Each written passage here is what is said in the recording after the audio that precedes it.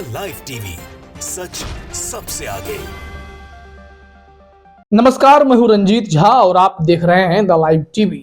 Paper leak case में तेलंगाना भाजपा के अध्यक्ष और लोकसभा सांसद बंडी संजय कुमार को जमानत मिली है, लेकिन भाजपाई इसे इस तरीके से सेलिब्रेट कर रहे हैं कि मानो उन्हें क्लीन चिट दे दी गई है, जबकि अदालत ने साफ तौर पर हिदायत दी है बंडी संजय कुमार को कि आप देश छोड़कर नहीं जाएंगे और गवाहों को भी नहीं धमकाएंगे। लेकिन इस बीच धमकी का काम तो शुरू ही हो गया है।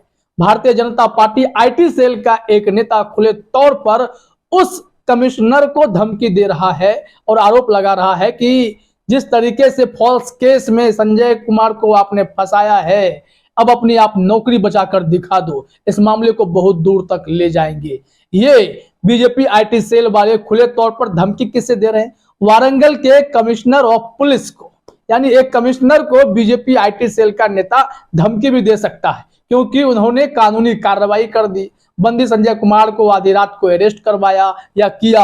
अब इस मामले को बीजेपी वाले भुनाने की कोशिश में हैं, सेलिब्रेट कर रहे थे उनकी रिहाई को, लेकिन कोर्ट ने क्लीन चिट नहीं दिया। इस मामले की जांच अभी जारी रहेगी और देश छोड़ने पर रोक लगी है, बावजूद इसके बीजेपी वाले तमाशा शुरू कर चुके हैं। इसके कुछ ट्वीट वायरल हुए तो मोहम्मद जुबैर जो फैक्ट चेकर हैं, उन्होंने उनके ट्वीट को शेयर करते हुए और उनकी आइडेंटिटी को शेयर करते हुए आईपीएस एसोसिएशन से दरख्वास्त की है कि ध्यान दीजिए जरा, इधर भी आपके एक आईपीएस अधिकारी को खुले तौर पर भाजपाई धमकी दे रहे हैं। क्या कहेंगे आप इस संबंध में? जरा आप अपने स्क्रीन पर एक ट्वीट देखिए। एडवोकेट नीलम भार्गव नाम है इनका, एडवोकेट नीलम भार्गव राम। माथे पे तिलक चंदन टीका ललाट पे लगाए हुए हैं, भगवाधारी भी हैं, गुलाबी धारी भी हैं और वकील भी हैं।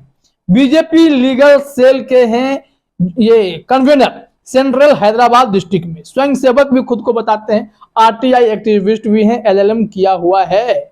और इन्होंने एक ट्वीट किया सीधे तौर पर वहां के वारंगल के कमिश्नर को टैग करते हुए, commissioner CP Warangal, try your best to save your job, everything including your call logs will be proved, who insisted you to falsely implicate Bandi Sanjay BJP, यानी जो तेलंगाना भाजपा के अध्यक्ष हैं, अन्ना, in this case will be brought to public domain, BC commission waiting in Delhi, over to you BJP आचार्य।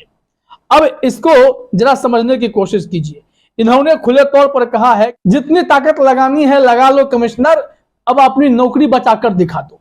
इन्होंने कहा है कि इस मामले में आपके कॉल लॉग की पूरी जांच होगी, ये पिछड़ा आयोग को भी भेजेंगे मामले को, और वहां से पूरे इन पर शिकंजा कसे जाने की बात भी खुले तौर पर यह बता रहे हैं और कह रहे हैं कि फॉल्सली लोकसभा सांसद और तेलंगाना भाजपा अध्यक्ष को इसमें फंसाने की कोशिश की गई है।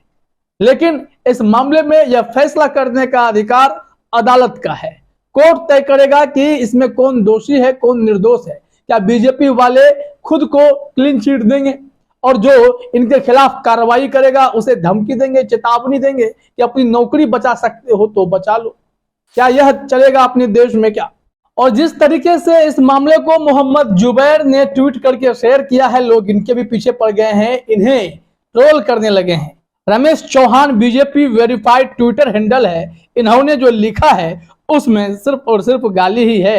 हेलो जुबैर, यानी मोहम्मद जुबैर का जो ट्विटर हैंडल नेम है उस पर मेंशन करते हुए तू कुछ नहीं करेगा, write to your CM DGP etcetera. और नीलम भार्गव जिन्होंने इस तरीके की धमकी कमिश्नर को दी है, उसे टैग करते हुए कहा है सच्चाई तो वो लाएगा।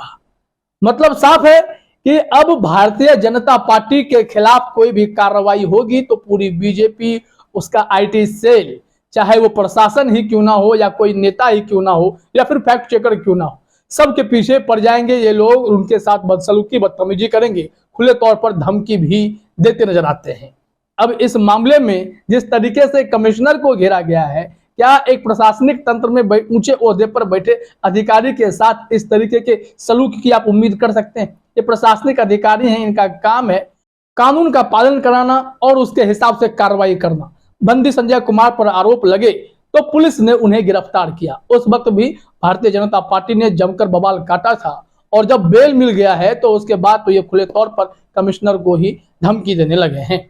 और इस मामले में थोलोजू आचार्य को भी इस वकील साहब ने बीजेपी आईटी सेल के जो ये मेंबर हैं जिन्होंने धमकी दी है, उन्होंने टैग किया था। वो अपने प्रोफाइल में लिखते हैं, जो थलजू आचार्य हैं, x member of national commission for backward classes, यानी पिछड़ा आयोग के वो पूर्व सदस्य हैं। लेकिन इनको उम्मीद जो है इस आईटी सेल वाले युवक को उन्हीं से है, और उन्होंने भी उनके ट्वीट को शेयर करते हुए लिखा है, the commission will take the necessary action as per law and democracy. इन्होंने कहा है कि जो आयोग है वो बिल्कुल ही आवश्यक कार्रवाई करेगा, जो भी कानून के दरमियान होगा या लोकतंत्र में जो भी कानून है उसके आधार पर इन कमिश्नर साहब पर कार्रवाई होगी। तो इसमें कहां से दिख गया कि कमिश्नर साहब ने किसी पिछड़ा को परेशान कर दिया या फिर वो कानून से हटकर कोई कार्रवाई कर रहे थे। ये तो जो उन्हें आदेश मिला उसका पालन किया गया, उन्होंने अरेस्ट किया और फिर कोर्ट में गए तो हाई कोर्ट ने भी तो सुनने से मना ही कर दिया। हाई कोर्ट ने बंदी संजय कुमार के पेपर लीक मामले में क्या कहा कि आप जाइए जिले की अदालत में, वहां जाकर इस मामले को रखिए। और फिर मजिस्ट्रेट की कोर्ट ने कहा कि हम आपको जमानत तो देंगे, लेकिन आप देश छोड़कर नहीं जाएंगे, न ही किसी गवाह को धमकाएंगे। अगर ऐसा करते हुए पकड़े गए तो फिर कड़ी कार्रवाई हो सकती है, जमानत भी रद्द हो सकती है। लेकिन बीजेपी वालों का सेलिब्रेशन देखकर लगता है कि बंदी संजय कुमार तो इस मामले में बिल्कुल क्लीन चिट पा गए, वो केस ही फर्जी है। लेकिन यह अदालत को तय कर दीजिए, क्योंकि इन्हें तो 14 दिनों की न्यायिक हिरासत में भेज दिया गया था ना। इन पर जो धाराएं लगी हैं वो भी हमने आपको जानकारी दी थी। एक बार फिर से जरा अपने स्क्रीन पर देखिए कि किस धारा में बंदी संजय कुमार पर केस दर्ज किया गया है। इस मामले में बताया गया है कि 10 लोगों को आरोपी बनाया गया है। इन पर आईपीसी की धारा 120 बी यानी आपराधिक साजिश, 420 धोखाधड़ी और धारा 505 के तहत मामला दर्ज किया गया है। और पुलिस ने रिमांड रिपोर्ट में दावा किया कि संजय ने 2 लोगों के साथ मिलकर पेपर लीक करने का प्लान बनाया था। पुलिस ने कहा कि यह पहले से प्लान की गई साजिश का मामला है। इसके जरिए आरोपी लोगों के बीच अफवाहें और अशांति फैलाना चाहते थे।